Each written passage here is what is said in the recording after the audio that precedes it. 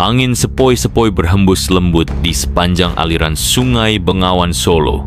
Permukaan air yang tenang memantulkan cahaya bulan, menciptakan suasana mistis yang menenangkan sekaligus menyeramkan. Suara gemercik air mengiringi rakit bambu yang perlahan menyusuri sungai, membawa Jaka Tingkir dan 3 orang sahabat seperguruannya menuju kerajaan Demak. Di atas rakit Mas Manca, Mas Wila, dan Ki Wuragil duduk bersila, menatap air sungai yang sesekali beriak pelan. Mereka adalah sahabat seperguruan Jaka Tingkir yang telah berlatih bersama sejak muda di Padepokan Ki Ageng Banyu Biru. Perjalanan ini bukan sekadar perjalanan biasa. Ini adalah langkah besar Jaka Tingkir untuk membuktikan diri kembali sebagai calon prajurit terbaik yang kelak akan mengabdi kepada Sultan Trenggana di Demak. Namun, Sungai Bengawan Solo bukanlah sungai biasa. Ada banyak kisah tentang makhluk-makhluk gaib yang mendiami perairannya, terutama di sebuah bagian sungai yang disebut Kedung Srengenge, ke suatu kedung, atau bagian sungai yang dalam dan terkenal berbahaya. Malam itu, udara terasa lebih dingin dari biasanya. Mas Manca, yang sejak awal merasa ada yang aneh, menatap Jaka Tingkir dengan was-was. Ada yang tidak beres, Jaka, katanya lirih. Air sungai mulai beriak aneh. Jaka Tingkir hanya tersenyum tipis. Tenanglah Mas Manca, apapun yang terjadi kita hadapi bersama. Tiba-tiba, rakit berguncang hebat. Riak air yang tadinya tenang berubah menjadi gelombang kecil. Dan dari kedalaman sungai, muncullah puluhan pasang mata merah yang bersinar dalam gelap. Buaya-buaya besar. Mas Wila langsung mencengkeram tombaknya erat. Astaga, kita dikepung! Dari dalam air, buaya-buaya raksasa muncul satu persatu, mengitari rakit. Beberapa di antaranya menggeram rendah, memperlihatkan gigi-gigi tajam mereka. Jumlah mereka bukan hanya sedikit, puluhan ekor buaya mengepung dari segala arah. Lalu, dari tengah kedalaman, muncul satu buaya yang lebih besar dari yang lain. Sisiknya berwarna hitam pekat, matanya merah menyala seperti bara api, dan mulutnya menganga lebar, seolah siap menelan siapa saja yang berani menantangnya. Itulah penguasa Kedung Srengenge. Buaya raksasa itu menggeram keras, menciptakan getaran di permukaan air. Rakit mulai bergoyang lebih kuat, hampir terbalik. Para sahabat Jaka Tingkir bersiap dengan senjata mereka, namun Jaka Tingkir tetap tenang. Ia menatap buaya-buaya itu dengan tajam, lalu melangkah ke tepi rakit dan berteriak lantang. Siapa yang menghalangi perjalananku? Maju dan hadapi aku. Sebagai jawaban atas tantangan Jaka Tingkir, buaya raksasa itu tiba-tiba menerjang dengan kecepatan luar biasa. Giginya yang tajam nyaris menghancurkan rakit. Namun, dengan gesit, Jaka Tingkir melompat ke udara, menghindari serangan itu. Biur, Jaka Tingkir mendarat langsung ke dalam air, tepat di antara kawanan buaya.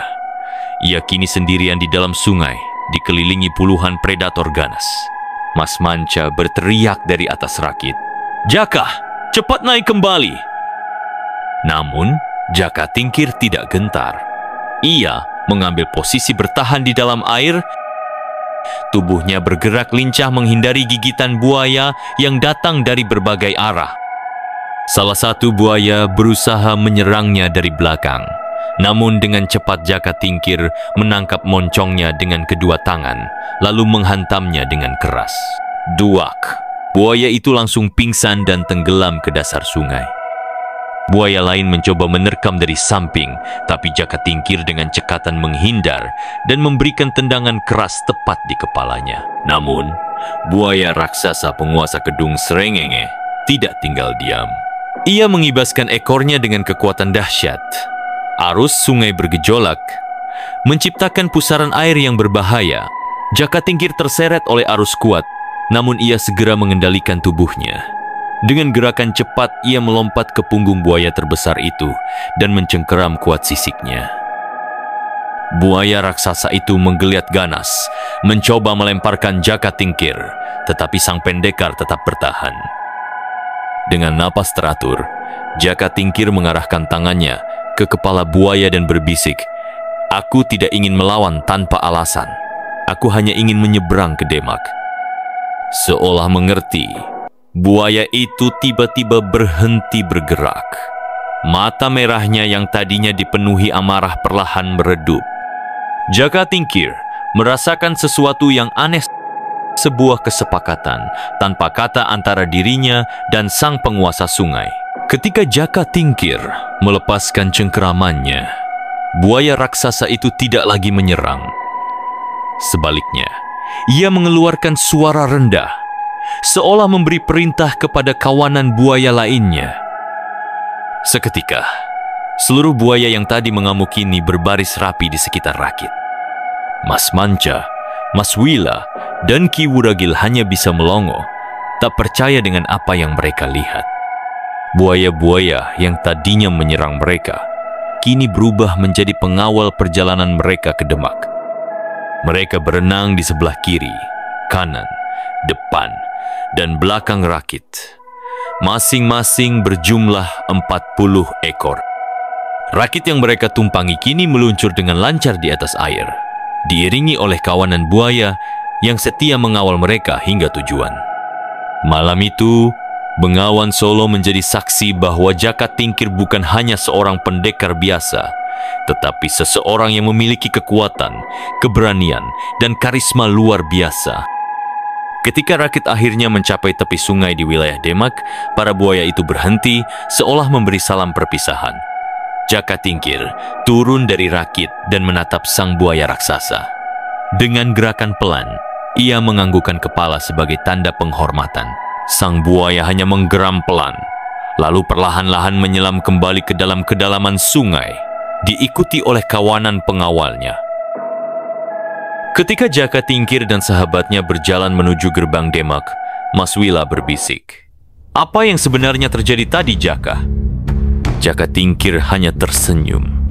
Kadang, kekuatan tidak hanya digunakan untuk bertarung. Ada kalanya, kita harus memilih lawan kita sebelum mengalahkannya. Peristiwa malam itu menjadi legenda yang dikenang turun-temurun. Kisah tentang Jaka Tingkir yang mengalahkan kawanan buaya dan malah mendapat pengawalan dari mereka menuju Demak menjadi bukti bahwa keberanian, kebijaksanaan, dan hati yang tulus dapat menaklukkan rintangan sebesar apapun. Demikian kisah epik singkat yang sangat menarik. Jika Anda ingin kisah-kisah lain yang tidak kalah menariknya dari kisah ini, jangan lupa subscribe, like, dan komentarnya. Terima kasih.